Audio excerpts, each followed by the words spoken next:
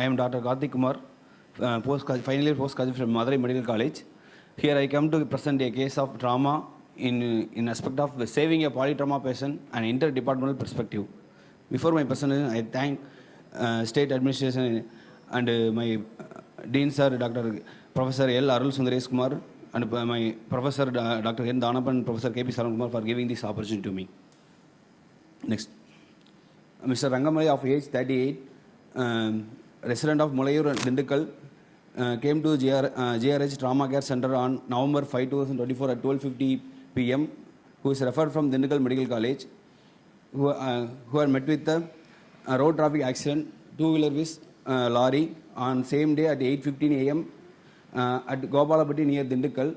And injury will be probably a handlebar injury and sustained injury over the chest and abdomen. Patient was initially taken to the Dindikkal Medical College and was found conscious with the BP 70 Cori and SpO2 90% with the tachypneic, and the patient was initially stabilized with the supplementary oxygen, resuscitation fluids and blood products transfusion and inotropes and tranexamic acid given.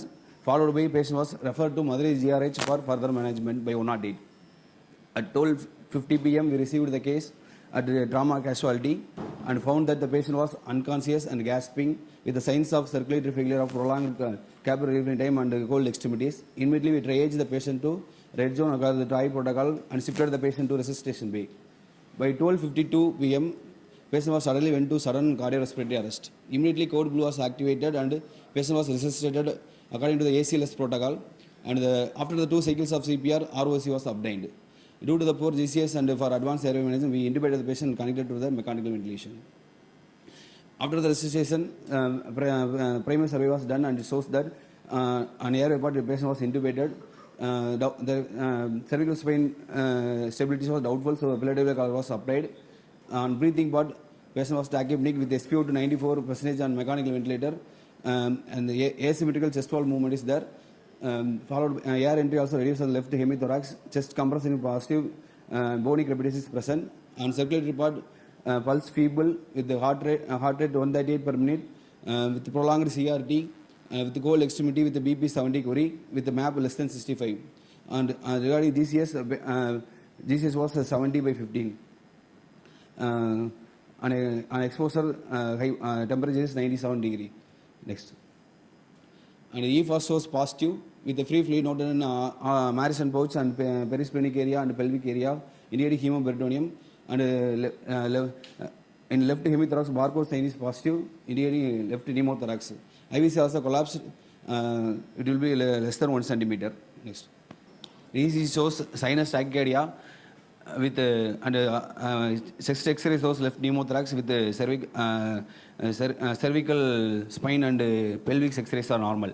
And primary ABG shows that the severe metabolic acidosis with the class 4 hemorrhagic shock with the base excess of minus 13 millimole per liter and lactate 12.7 millimole per liter with the HB 5.6 gram per deciliter. Next. We immediately stabilized along with the primary survey. We resuscitated the patient simultaneously with the 2 18-gauge IV cannulas and IV resuscitation fluid of 1 liter bolus NS given, followed by injection R-adrenaline was started for maintaining the tissue perfusion, and injection tranexamic acid was given for IV infusion.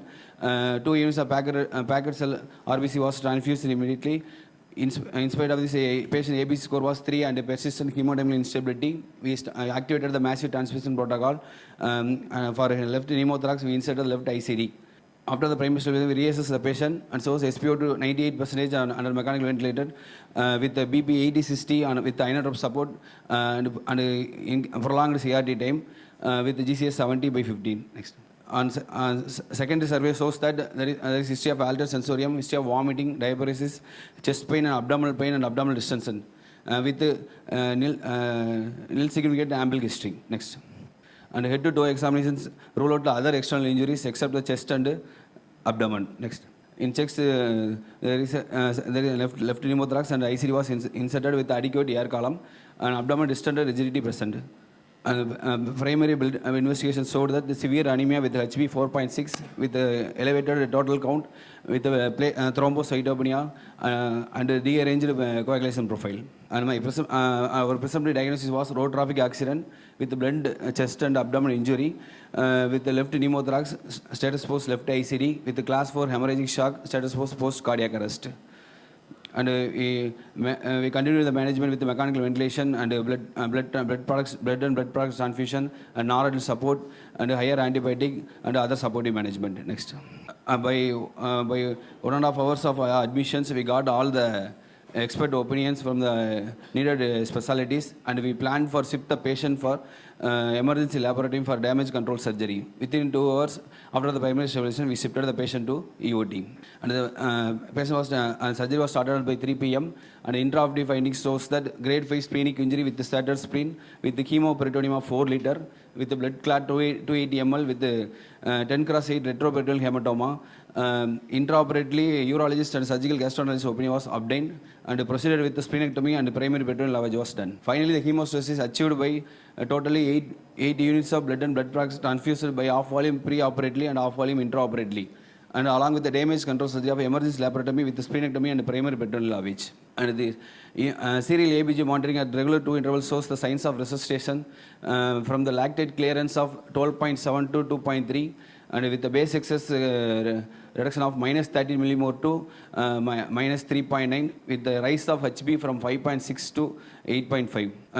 Then the patient shifted to HD ICU for further management. Post-operatively, CT brain and abdomen, pelvis and thorax was taken, shows that signs of aspiration, and CT thorax shows that signs of aspiration and fracture of left 4th to 9th ribs fracture on posterior aspect. Next. My diagnosis was road traffic accident with blunt injury chest and abdomen, left 4 to 9 rib fracture with the left pneumothorax, status post left ICD with the grade 5 splenic injury and class 4 hemorrhagic shock with the status post emergency laparotomy with the splenectomy and primary peritoneal lavage, status post cardiac arrest. Next.